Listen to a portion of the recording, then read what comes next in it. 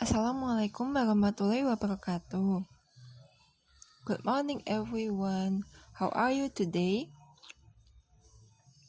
I hope you will always fine. Today we will discuss about passive voice. The first is definition. A passive voice is a type of a clause or sentence in which an action, truth, verb, or an object of a sentence is implicit rather than its subject. Simply, the subject receives the action of the verb. The emphasis or focus is on the action, while the subject is not known or is less important.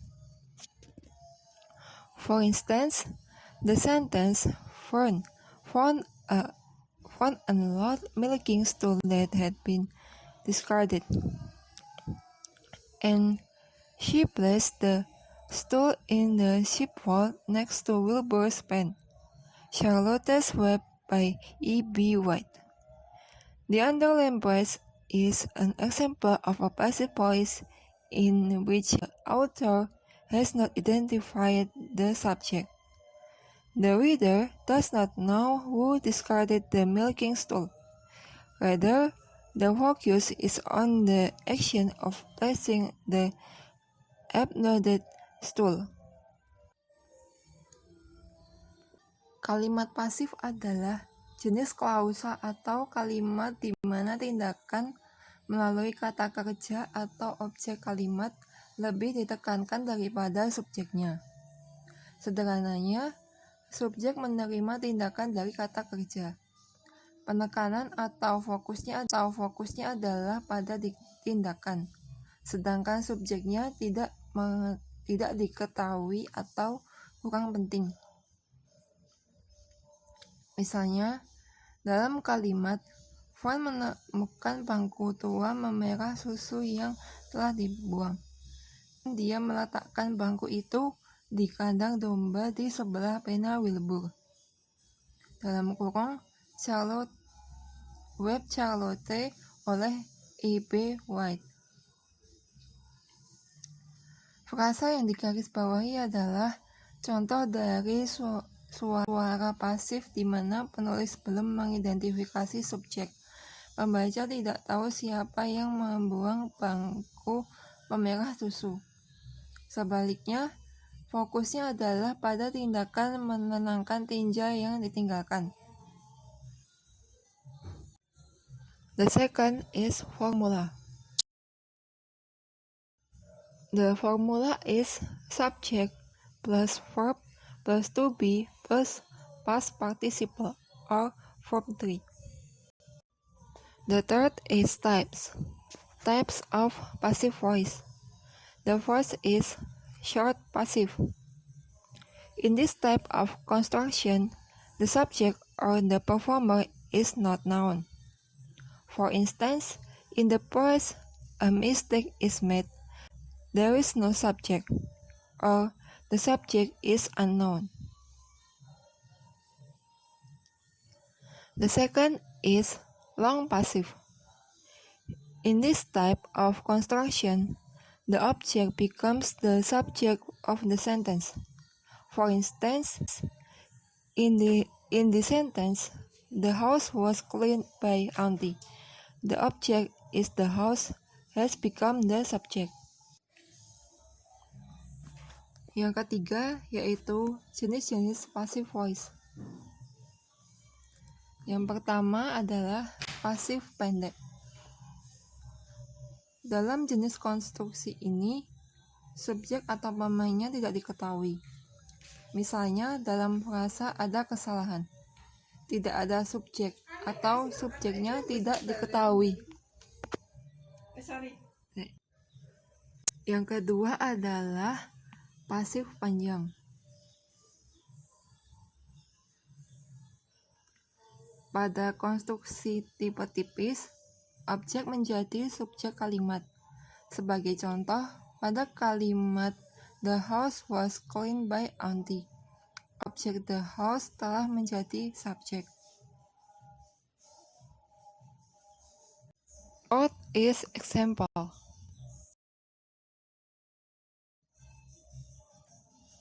The first is a book was written. The focus in the sentence is on the action of a book that was written. However, readers do not know who wrote the book.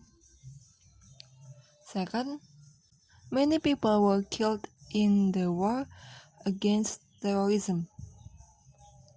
The emphasis is on the action were killed. Here again, the subject is not identified. The third is, the house was renovated last week. The house has become the subject in this sentence, as it achieves the action. The fourth is, the function is run. The focus is on something having been run, but the readers do not know who has run it. Contoh pertama adalah sebuah buku telah ditulis. Fokus dalam kalimat ini adalah pada tindakan sebuah buku yang ditulis. Namun, pembaca tidak tahu siapa yang menulis buku itu. Contoh kedua yaitu banyak orang terbunuh dalam perang melawan teroris. Penekanannya adalah pada tindakan dibunuh. Di sini, sekali lagi, subjeknya tidak diidentifikasi. Contoh ketiga adalah rumah itu direnovasi minggu lalu.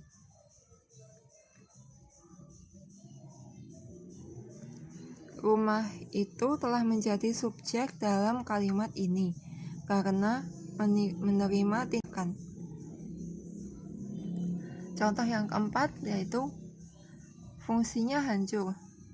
Fokus pada sesuatu yang telah dihancurkan, tetapi pembaca tidak tahu siapa yang merusaknya. Contoh yang kelima adalah The Hitchhiker's Guide to the Galaxy by Douglas Adams. In the beginning of the universe was created, this has made a lot of people widely regarded as a bad move. This sentence have used passive voice, neither the subject nor the performer. However, the action is clear. The reader is able to understand the meanings. Contoh yang kelima adalah The Hitchhiker's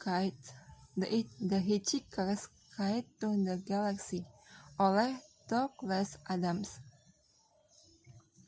Pada mulanya, alam semesta diciptakan. Hal ini membuat banyak orang sangat marah dan secara luas dianggap sebagai langkah yang buruk. Kedua kalimat ini menggunakan kalimat pasif. Mereka tidak mengidentifikasi subjek maupun pelakunya. Namun, tindakannya jelas. Pembaca dapat memahami maknanya. The seventh is Psychological Foundation of Educational Technology by W.C. Trow and E.E. Haddon. Thus, it is believed that in the elementary school, a class of 15 pupils for one teacher gives better results than either class of 3 or a class of 30. In this long sentence, the subject is not identified, as the emphasis is on the action of believing. This leaves the question of who believes. Contoh yang ketujuh yaitu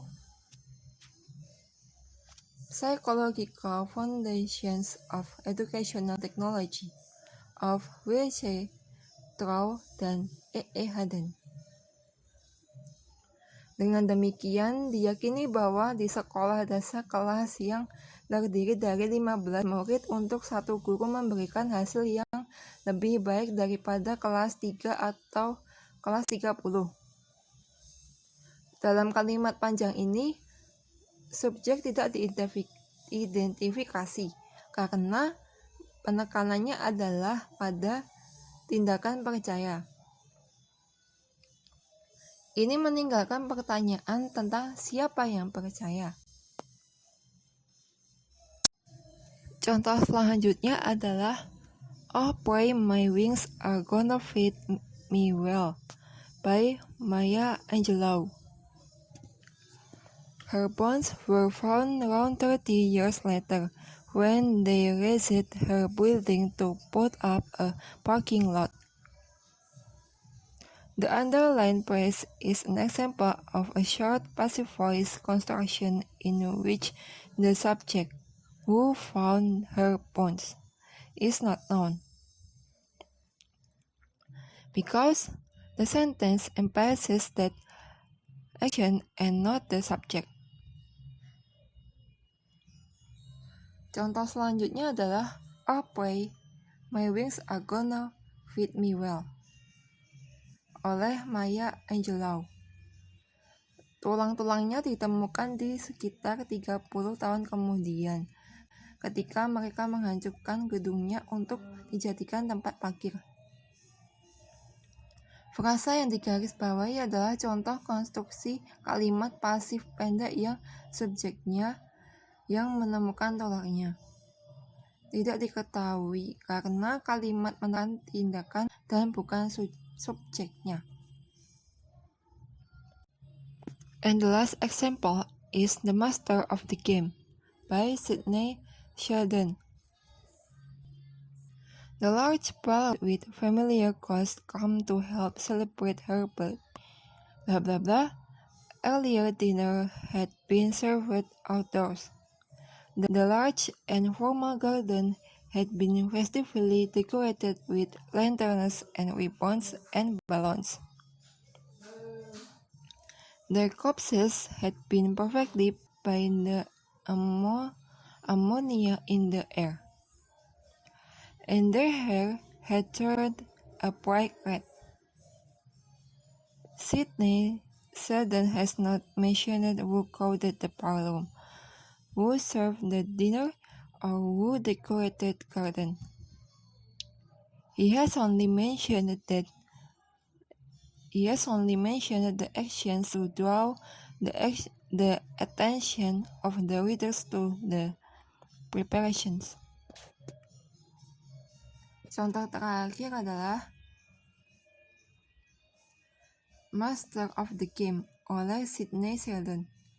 Ballroom besar itu penuh sesak dengan hantu-hantu familiar yang datang membantu merayakan ulang tahunnya. Bla bla bla. Sebelumnya makan malam telah disajikan di luar ruangan. Taman yang besar dan formal telah didekorasi dengan meriah dengan lentera dan pita dan balon.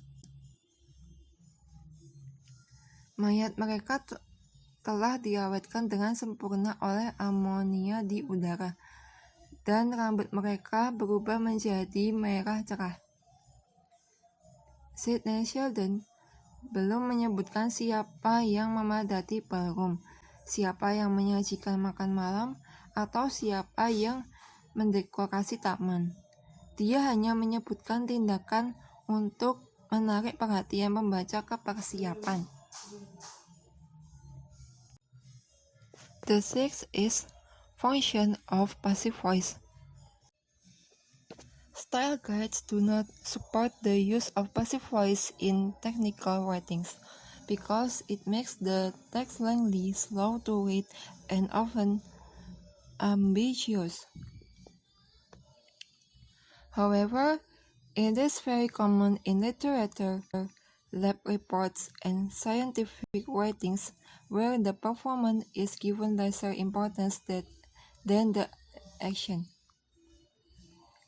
In these types of writings, a passive voice is very helpful to avoid taking responsibility of the actions. It's so useful when a writer wants to shift focus from the subject to an action.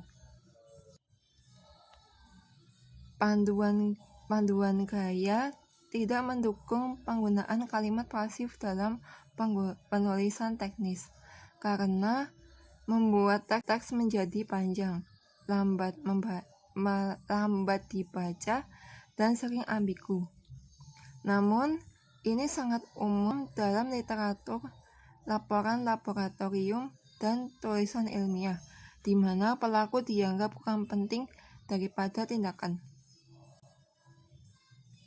Dalam jenis tulisan ini, suara pasif sangat membantu untuk menghindari tanggung jawab atas tindakan. Ini juga berguna ketika seorang penulis ingin mengalihkan fokus dari subjek ke suatu tindakan. Okay guys, this is the end of my presentation. If anyone wanna ask to me, please write your question in this comment.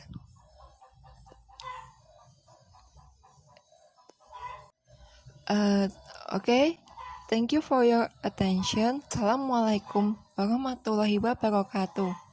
Goodbye everyone. Have a nice day.